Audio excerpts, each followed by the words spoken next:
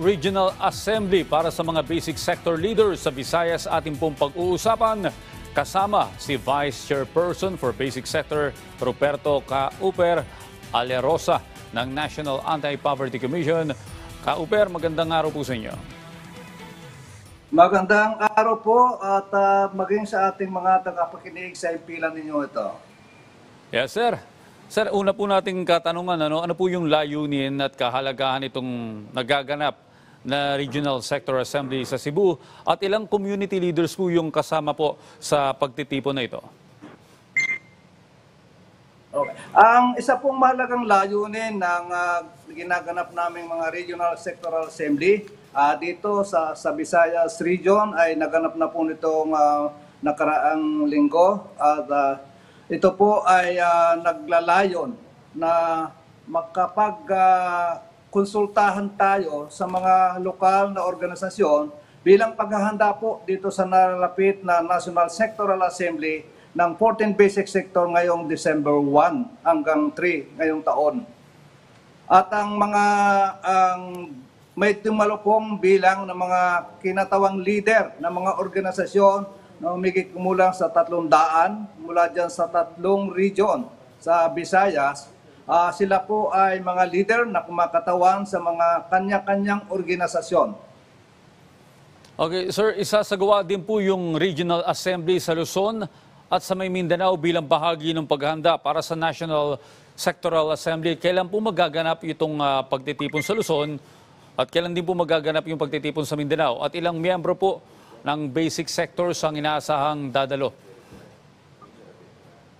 Yes po, ito pong susunod na Regional Sectoral Assembly na gaganapin sa Mindanao ay ngayong darating na September 20 to 21. Inaasahan po na magkakaroon tayo dyan ng mga humigit kumulang sa 600 leader ng mga organisasyon mula sa 6 na rehiyon.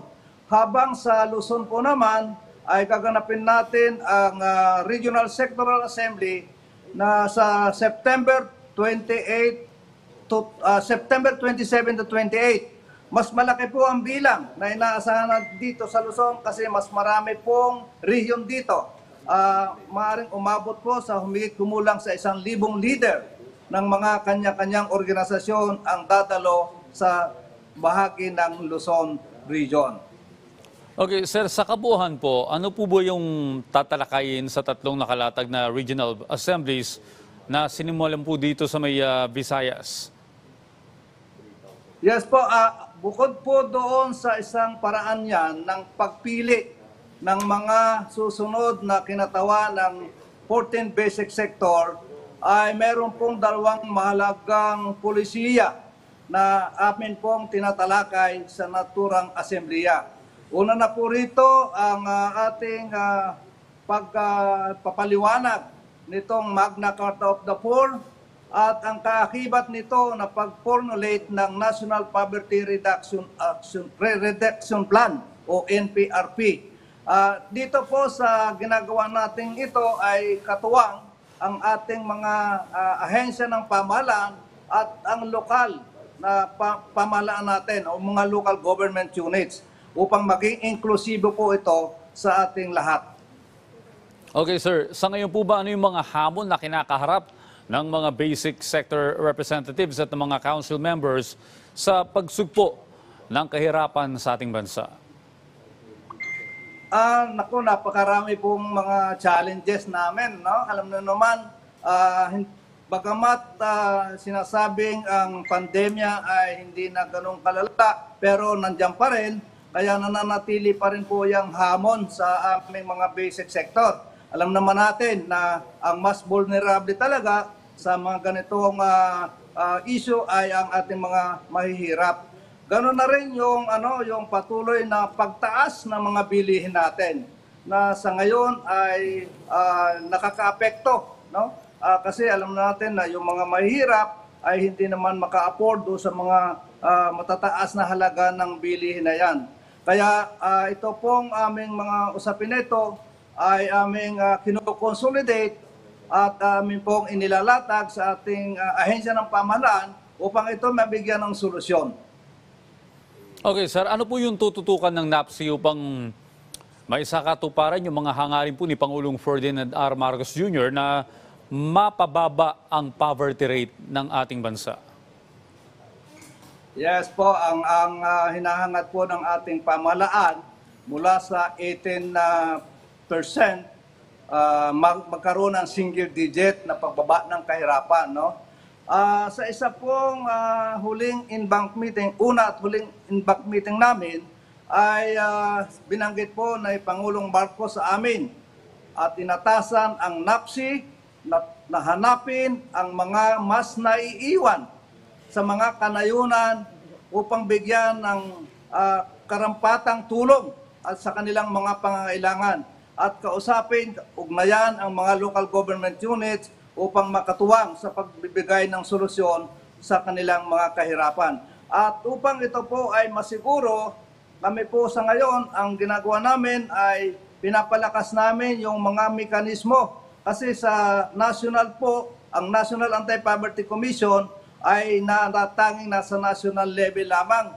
So ang ginawa po namin, bumuo kami ng counterpart sa regional level. Meron na po kaming Regional Basic Sector Coordinating Council at patuloy po namin ino-organize ang mga basic sector para magkaroon naman ng Local Basic Sector Coordinating Council mula sa probinsya hanggang sa barangay upang sila ay maging bahagi ng mga pag-uusap, ng mga paghanap ng solusyon, pagbabahagi ng kanilang kalagayan upang maiparating sa ating pamahalaan. Nang sa ganung pong paraan ay malaman natin ang ating maaaring intervensyon ng ating pamahalaan at ito po ay i-recommenda natin sa ating pong Pangulo at sa ating mga ahensya ng pamahalaan hanggang sa lokal na pamahalaan po.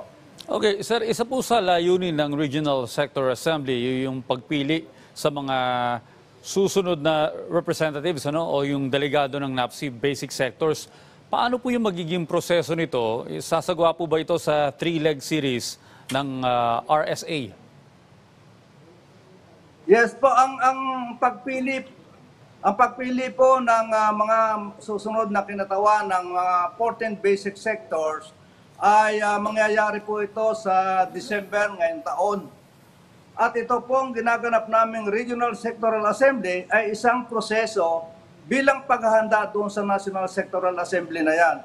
Dahil dito sa Regional Sectoral Assembly, amin pong hinihingi ang mga organizational profiles ng mga delegado upang mula doon ay makita namin ang mga kwalipikadong maging delegado naman sa National Sectoral Assembly.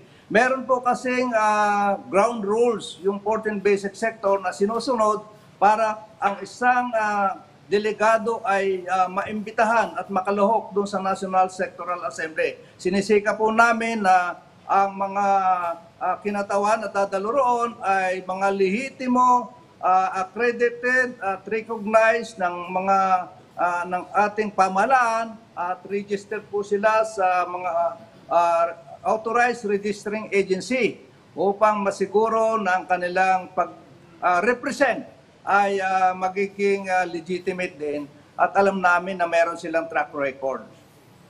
Okay, sir, sa 2 araw na Regional Sector Assembly para sa Visayas Region, ano-ano po ba yung mga developments at programa ang natalakay sa pagtitipong ito?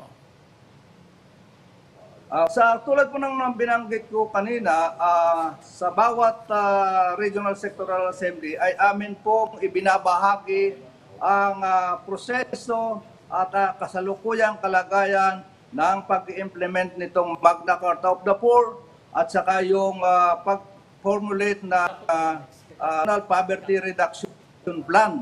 At dahil dito po ay may mahalagang papel ang basic sector na tinukoy. Dahil sa NAPSI po, ang NAPSI ang pangunahing inatasan ng batas na magsagawa nito. At dahil sa NAPSI, nandun yung 14 basic sector, meron pong mahalagang papel ang ating mga batayang sektor na dumalo dito. Pangalawa, sa bawat 14 sectoral council po ay tinalakay ang kanya-kanyang mga sectoral agenda. Katulad po, halimbawa, sa PhilHealth sector na nire-represent ko rin, ay amin pong pinasadahan at ipinaalam sa mga delegado, yun pong aming nabuong 10-point Blue Agenda for Sustainable Fisheries upang sila rin ay makilahok at sumuporta sa pag-implement nito. Ganon din ang kasalukuyan pong nagaganap ngayon na pag-review o mandatory review sa Philippine Fisheries Code of the Philippines o yung RA 10654. So yan po ay ginanap ng mga sectoral council ng fisher sector at ganyan din po ang prosesong ginagawa ng 13 other sectoral council sa kanilang mga sectoral agenda. Okay, sir. Bilang panghuli, ang inyo pong mensahe sa ating mga kababayan.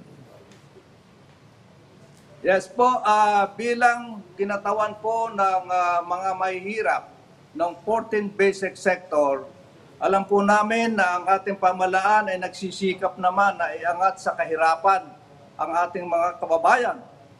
At ang aming natatanging panawagan, kung pag-iusapan po ang mahihirap, dapat po kami ay lagi ninyong isama.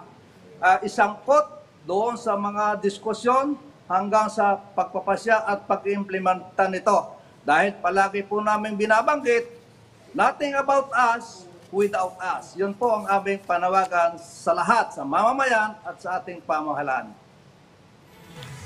Maraming salamat po, sir. Ating pong nakapanayam si Vice Chairperson for Basic Sector, Ruperto Cauber Alarosa ng National Anti-Poverty Commission.